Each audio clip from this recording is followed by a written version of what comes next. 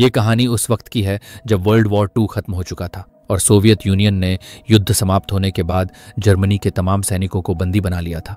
Film की शुरुआत Siberia के एक आइस कोल्ड जेल कैंप से होती है, जहां पर भारी संख्या में जर्मन सोल्जर्स को कैदी बनाकर रखा गया है। इन कैदियों से जबरदस्ती खतरनाक काम करवाया जाता है। इन्हीं में से एक है क्लेमेंस फोरल, जिसे 25 साल की सख्त सजा सुनाई है। क्लेमेंस का सपना है किसी भी तरह इस जगह से निकलकर वापस अपनी पत्नी और बेटी के पास जर्मनी लौटना, लेकिन ऐसा करना आसान नहीं, क्योंकि इस जेल से भागने का मतलब है सीधा मौत। चारों तरफ दूर दूर तक सिर्फ बर्फ है और किसी भी इंसानी बस्ती से 14,000 किलोमीटर दूर थी। अगर कोई कैदी यहां से निकल भी गया तो ठंड से जमा हुआ शरीर कुछ ही घंटों में जान गंवा देगा।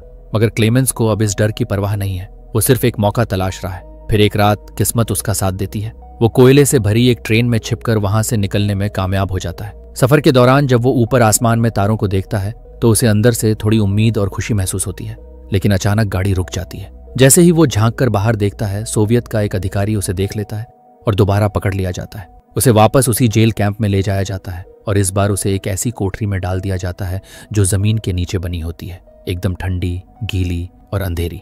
न खाना, न रोशनी और रात में होने वाली बारिश ने क्लाइमन की हालत खराब कर दी थी। 3 दिन तक वो उस जगह पर बंद रहता है और उसे सेल से बाहर निकालकर उससे कुछ भी टॉर्चर नहीं किया गया। बस सिर्फ यह बोला कि तुम्हारे साथी बेसब्री से तुम्हारा इंतजार कर रहे हैं। जब वह अपने साथियों के पास जाता है तो देखता है कि उसके साथी उससे काफी नाराज होते हैं, क्योंकि जब से वो भागा था सभी को सजा के तौर पर खाना नहीं मिला था। गुस्से में आकर सभी कैदी उस पर हमला कर देते हैं, जिससे वो बुरी तरह घायल हो जाता है। उसी जेल में एक डॉक्टर भी कैदी के तौर पर मौजूद है, जो क्लेमेंस की मरहम पट्टी करता है। वहीं उसे एक कड़वा सच भी बताता है कि यहाँ जो काम करवाया जाता है वो इंसान की जान धीरे धीरे खा जाता है। जो धातु वो लोग रोजाना निकालते हैं उसका जहर शरीर में जमा होकर गंभीर बीमारियां पैदा करता है। डॉक्टर खुद भी उस बीमारी का शिकार है और उसे पता है कि उसके पास अब ज्यादा वक्त नहीं है, इसलिए वो क्लेमेंस को भागने की सलाह देता है और अपनी सारी तैयारी उसके हवाले कर देता है। गर्म कपड़े, मजबूत जूते, एक बंदूक और खाना भी, क्योंकि वह डॉक्टर भी कई सालों से यहाँ से भागने की तैयारी कर रहा था।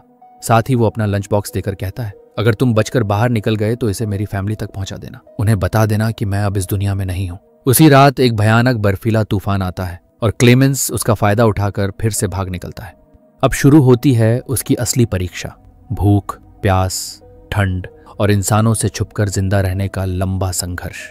9 दिनों तक लगातार चलने के बाद ठंड और कमजोरी से उसकी हालत बिगड़ जाती है। एक रात उसे सपना आता है कि वो पकड़ा गया है और जब नींद खुलती है तो उसे समझ आता है कि वो अब भी उसी सफर पर है।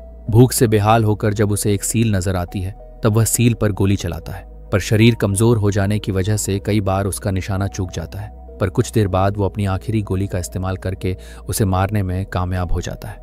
कई दिनों बाद उसे भरपेट खाना नसीब होता है। कुछ देर आराम करने के बाद वो फिर से अपने रास्ते पर निकल पड़ता है। कंपास की मदद से दिशा पकड़कर वो खुद को एक्टिव रखने के लिए मन ही मन बातें करता रहता है। 2 महीने के सफर के बाद पहली बार उसे एक सूखा पेड़ दिखता है, जो इस बात का संकेत है कि वो बर्फीली सीमा पार कर चुका है और आगे जंगल शुरू होने वाला है।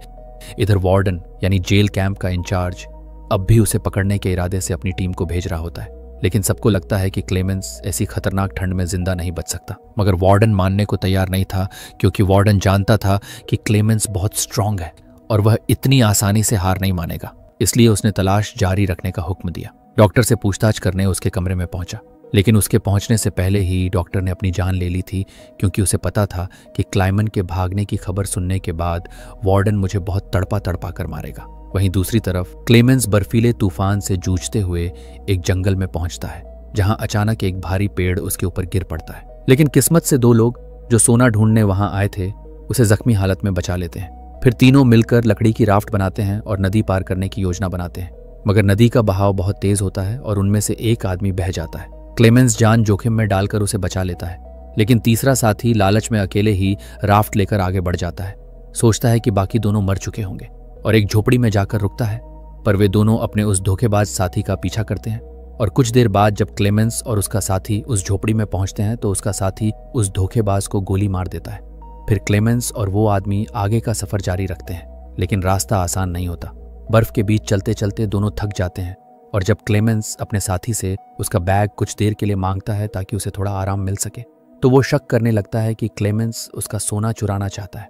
इस गलतफहमी में वो क्लेमेंस पर हमला कर देता है, जिससे क्लेमेंस एक ऊंची जगह से नीचे गिरकर बेहोश हो जाता है। कई घंटे बाद उसकी आंखें भेड़ियों की आवाज से खुलती हैं।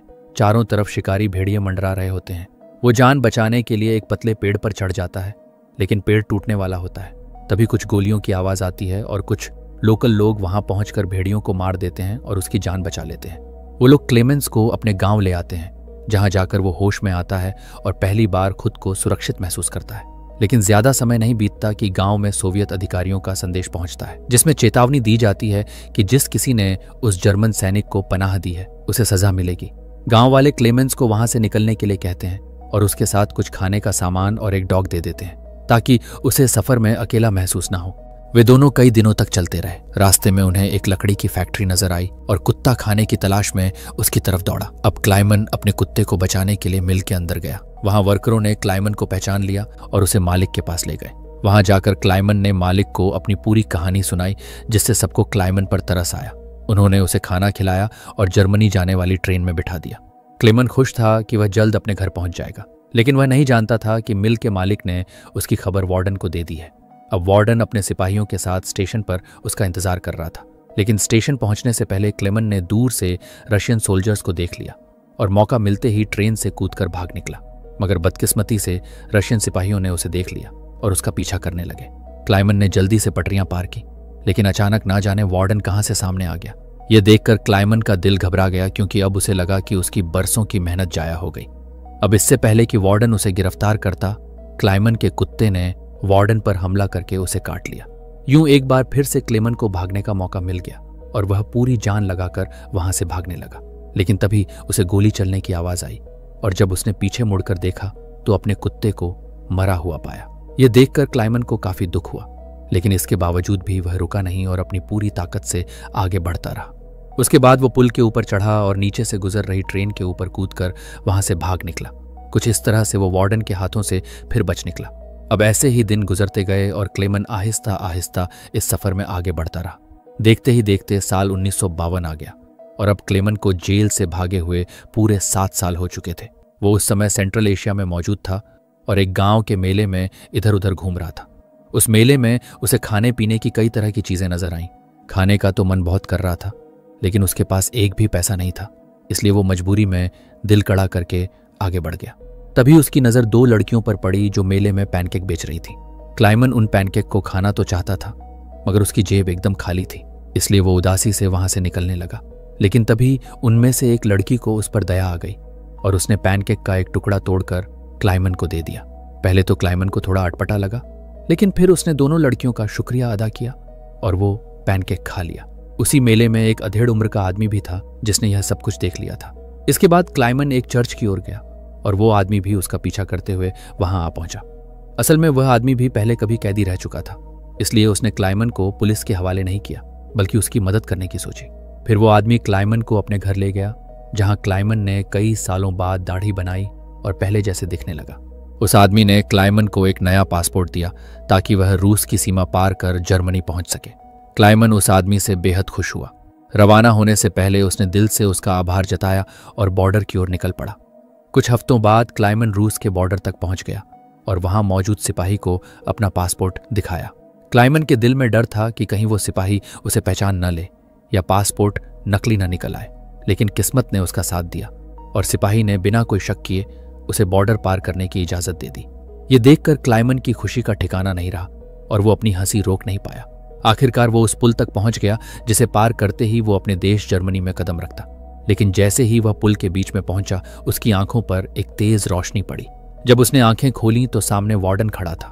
क्लाइमन ने पीछे मुड़कर देखा तो वह अभी भी रूस की जमीन पर खड़ा था, यानी अब भी वार्डन उसे गिरफ्तार कर सकता था। यह देखकर क्लाइमन पूरी तरह टूट गया, क्योंकि उसने इतने वर्षों तक जो मेहनत की थी वो अब बेकार जाने वाली थी। मगर तभी कुछ ऐसा हुआ जिसकी कल्पना खुद क्लाइमन ने भी नहीं की थी। वार्डन ने उसका रास्ता छोड़ दिया और उसे जर्मनी जाने की इजाजत दे दी। शुरू में तो क्लाइमन को यकीन ही नहीं हुआ, मगर फिर भी वो धीरे धीरे आगे बढ़ा। दरअसल वार्डन क्लाइमन की जीवटता और बहादुरी से इतना प्रभावित हुआ था कि उसने उसे गिरफ्तार नहीं किया। उसने उसे अपने देश लौटने का मौका दिया। वार्डन ने क्लाइमन से कहा, यह लड़ाई सिर्फ 2 सोल्जर्स के बीच थी, एक मैं और एक तुम, और यह लड़ाई तुम जीत गए। अब जाओ और अपनी जिंदगी जी लो। आखिरकार क्लाइमन ने बॉर्डर पार किया और जर्मनी पहुंच गया। इसके बाद वह अपने घर के पास पहुंचा। वहां उसने अपनी पत्नी और बेटी को देखा। थोड़ी ही देर बाद दोनों चर्च जाने के लिए घर से निकली तो क्लाइमन भी उनके पीछे पीछे चर्च पहुंच गया। हालांकि उसने अभी तक अपनी बेटी को आवाज नहीं दी थी, क्योंकि उसे यकीन था कि उसकी बेटी जरूर अपने पिता की राह देख रही होगी। जब बेटी ने पीछे मुड़कर देखा तो उसने अपने पिता को पहचान लिया और दौड़कर उन्हें गले से लगा लिया। क्लाइमन को जिंदा देखकर उसकी पत्नी की खुशी का तो कोई ठिकाना ही नहीं रहा। आखिरकार इतने सालों बाद वो तीनों एक दूसरे से मिले और गले लग गए। और इसी के साथ सच्ची घटना पर आधारित यह फिल्म यहीं समाप्त हो जाती है। उम्मीद है कि आपको आज की यह कहानी जरूर पसंद आई होगी। पसंद आई हो तो लाइक, शेयर एंड सब्सक्राइब जरूर करें।